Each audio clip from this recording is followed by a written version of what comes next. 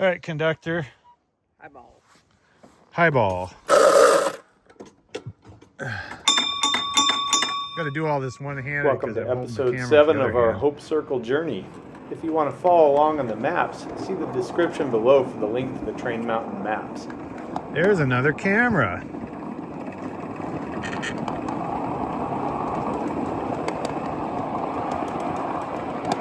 We will wave to the camera. And we're checking for traffic on the main. Main is clear.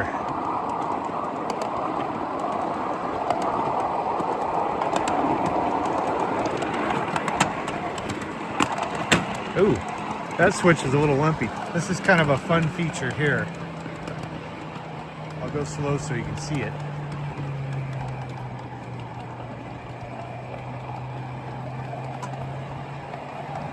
It's nice to see humor in this world.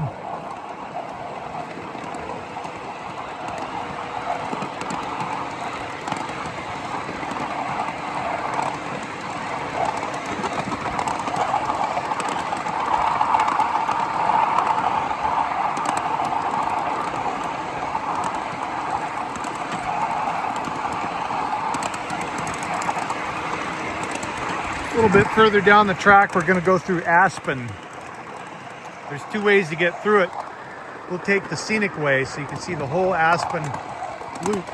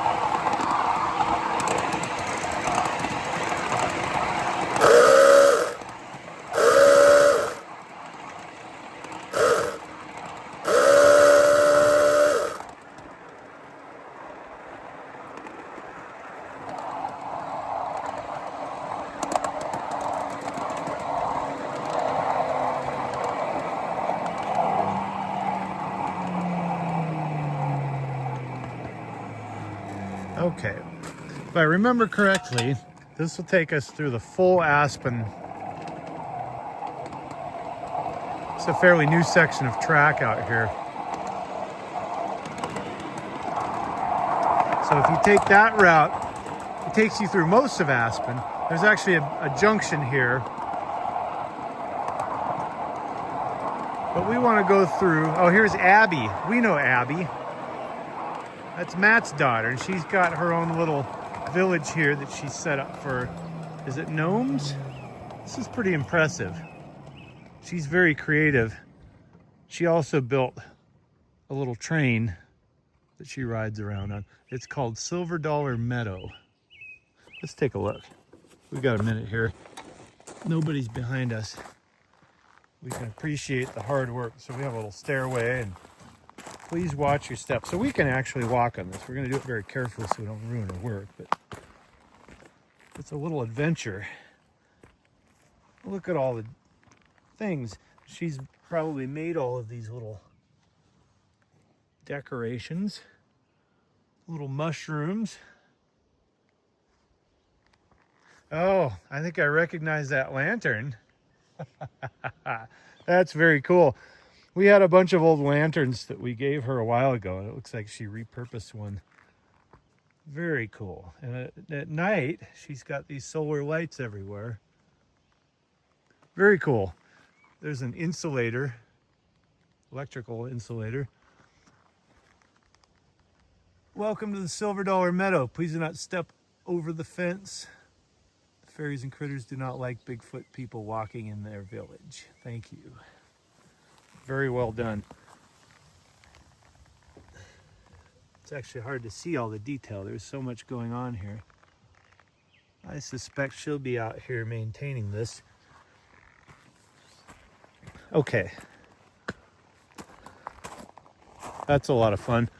Here's one of the junctions. I think this is Beauchamp or Whitcomb? Beauchamp. It's probably not the correct pronunciation in French, but here it is. There's picnic grounds and a couple of yard tracks here where you can park. This is a turnaround point. So the track on the right is how you come in. And I hear somebody coming. Oh, we got a falling train. Looks like a tour train. Our first customer, that's Russ.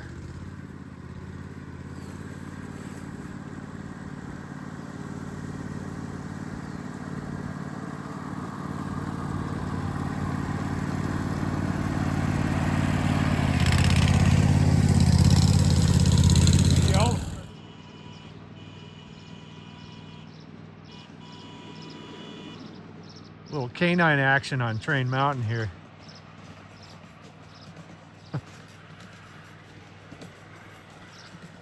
The nose knows. Okay, highball? Here we go.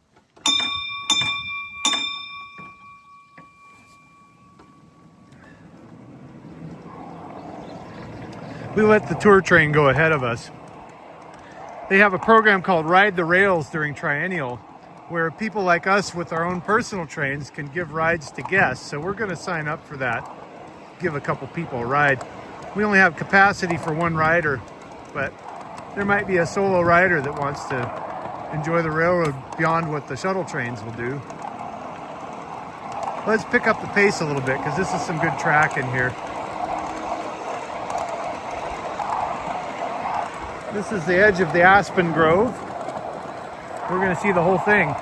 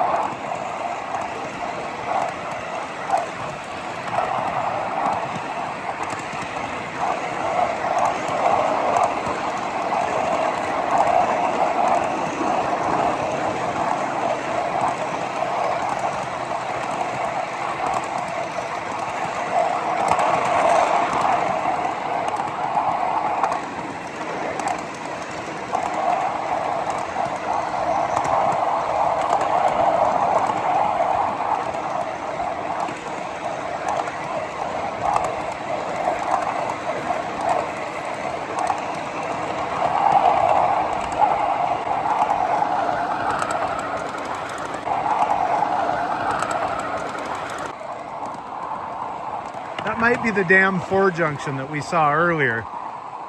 Ties into this route.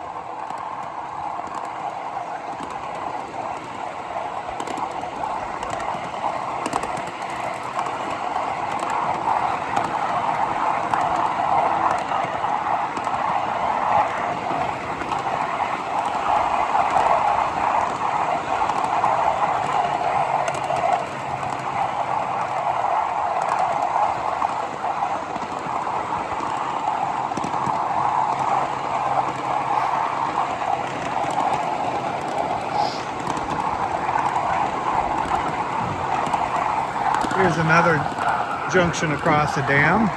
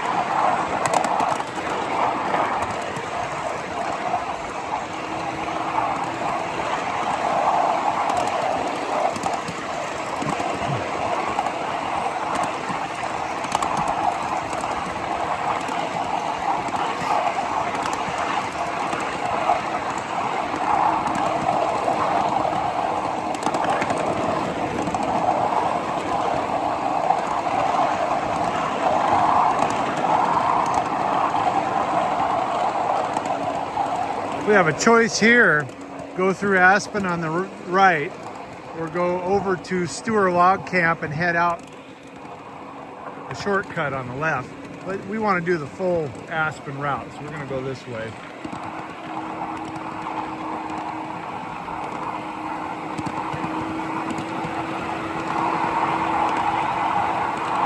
And now we begin the Aspen Grove.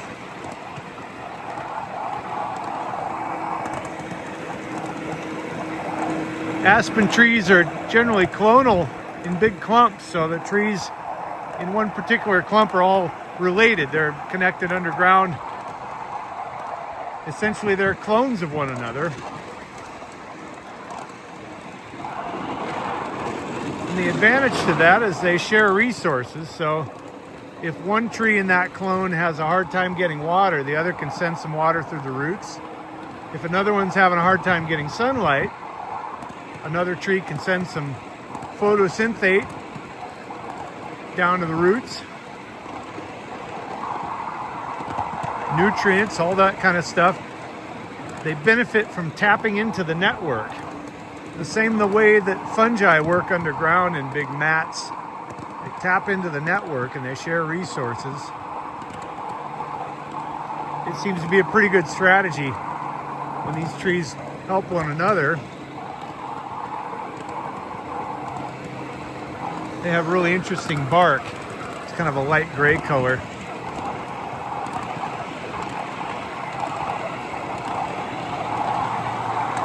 But they can only take so much. Some of these trees on the edge probably got cooked by a hot summer or something.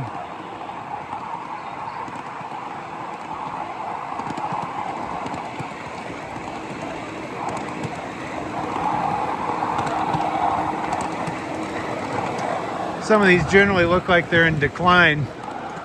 That could be from a change in water table or drought stress, anything like that.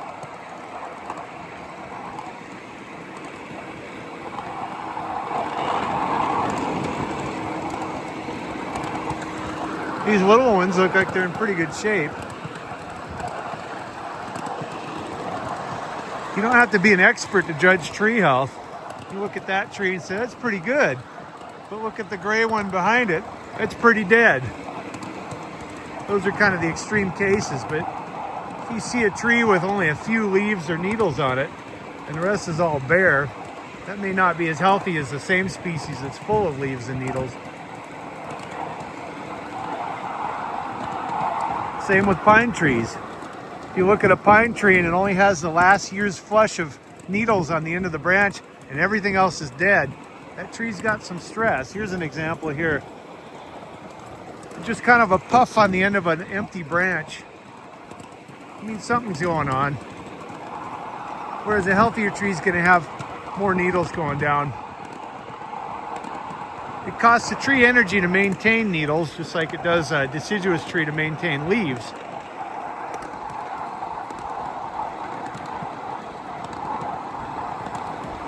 But it's a slippery slope. If you drop your leaves and needles under stress, you also can't make energy. You have less photosynthetic capability because you're not going to be able to harvest as much energy from the sunlight. On the flip side, if you're drought stressed, needles and leaves are a site of water loss as part of the respiration process and photosynthesis.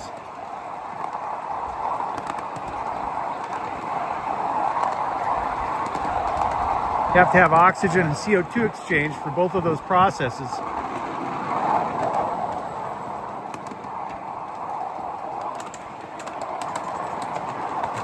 And in that process, the leaves and the needles have stomates, little openings, and the tree can regulate those, open and close, but you have to have that gas exchange in order for those biological processes to happen inside the leaves or the needles. And if you're under drought stress, that's a liability. You don't want to lose a bunch of water, so sometimes they'll shed needles or leaves in extreme conditions to try to conserve water. Water is the solvent that all that activity takes place within.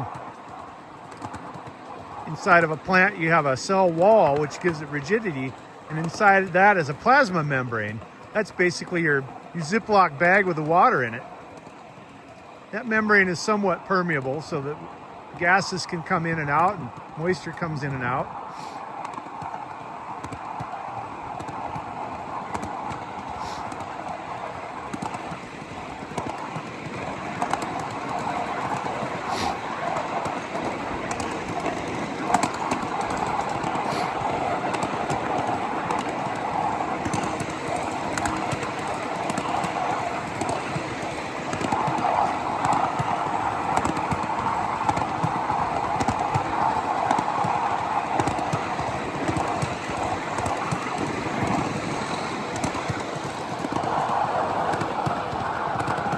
I would say in another 30 years, this aspen grove is going to be in big trouble. Looking at the more mature trees in decline, I see a lot of them on the ground already. It appears that the pine trees are succeeding the aspen,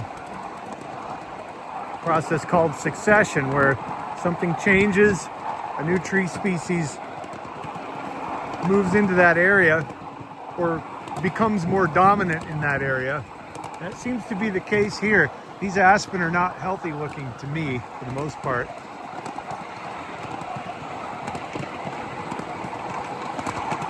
It's kind of a shame because they're beautiful trees, but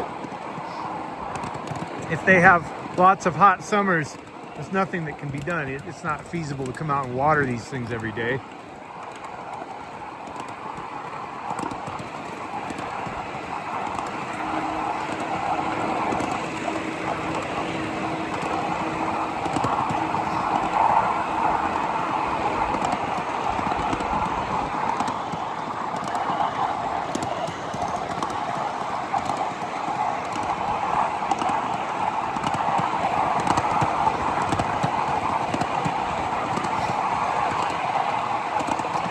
This one's checked out.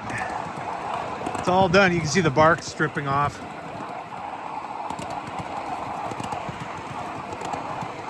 Seems the trees on this outer edge are not doing as well, the aspen. They might lack the protection from the sun, or maybe the water table's a little bit different there.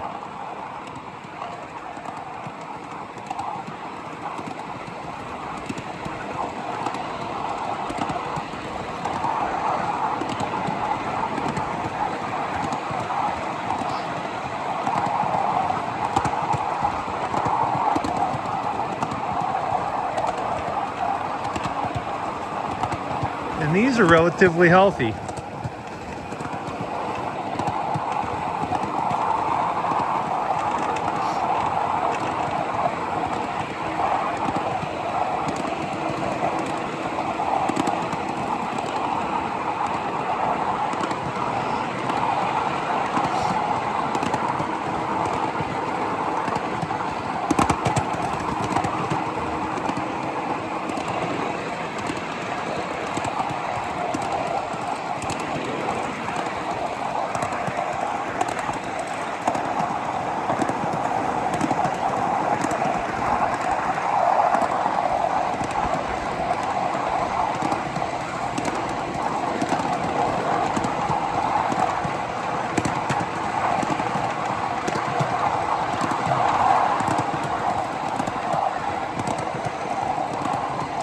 Coming up on Stewart logging camp.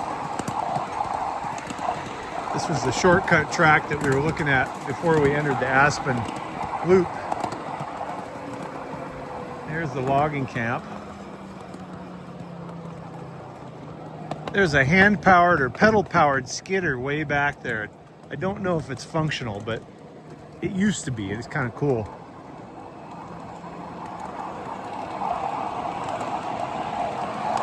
Restroom break? All right, no restroom breaks needed. This is a fun spot for campouts and maybe not campouts, but picnics. There are lots of trackage over there to park in. Picnic table and restroom facilities. And this is where you would deposit the fire cars if you had pulled those around the north side. And as part of the train game, they'll take those fire cars and they'll assign a movement so people get points in the train game for taking them back over to the other siding where we came in, where other people can pick them up again.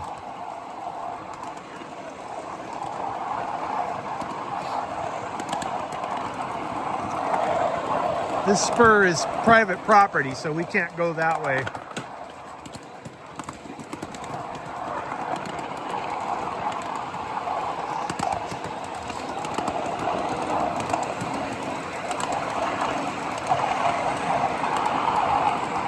If we wanted to go back out to the north side, take a left here. So we're going to head back to the south side. This has been a good trip. We'll go back and see what's going on at the Grand Central Station.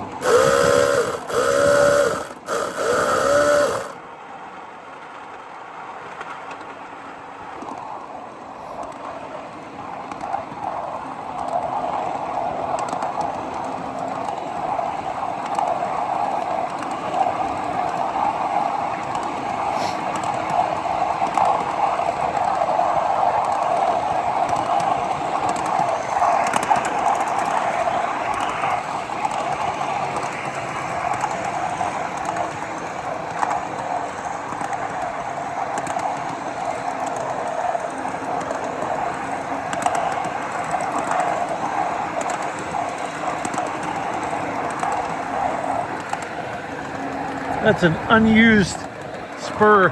I think that also used to cross over, but it just wasn't that useful, and so they haven't maintained it.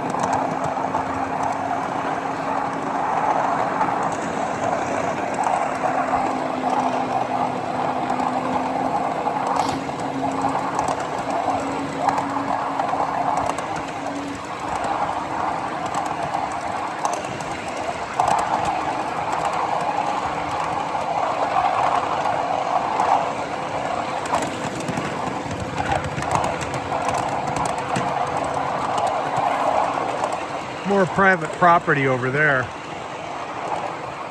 You can see they haven't passed the train in quite some time.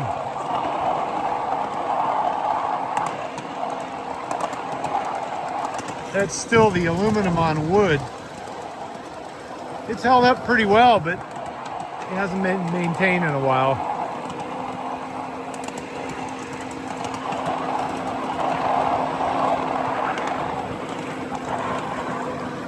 That's in tough shape. You wouldn't be able to take a train through there.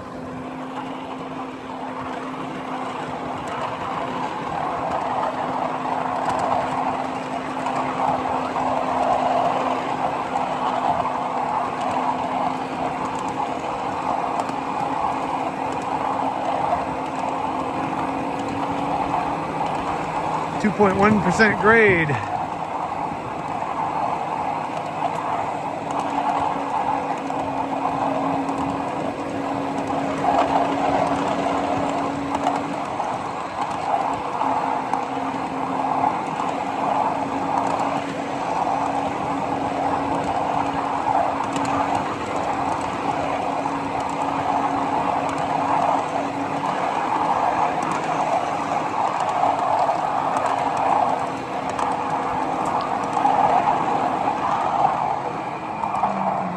Careful on the clearance here with the snowplow.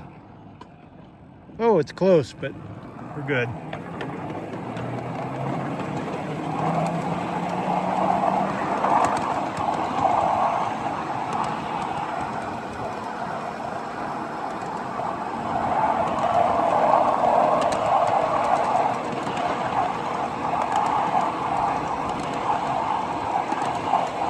Heading up to the north portal.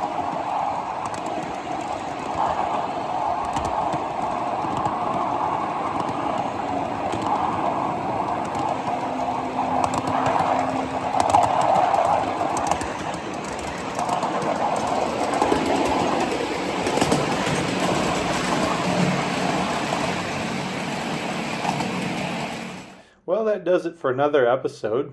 In the next episode, we'll complete this journey and end up at the Ellingson turntable, but there are lots more videos to follow. Be sure to hit the subscribe button to stay updated on the newest episodes.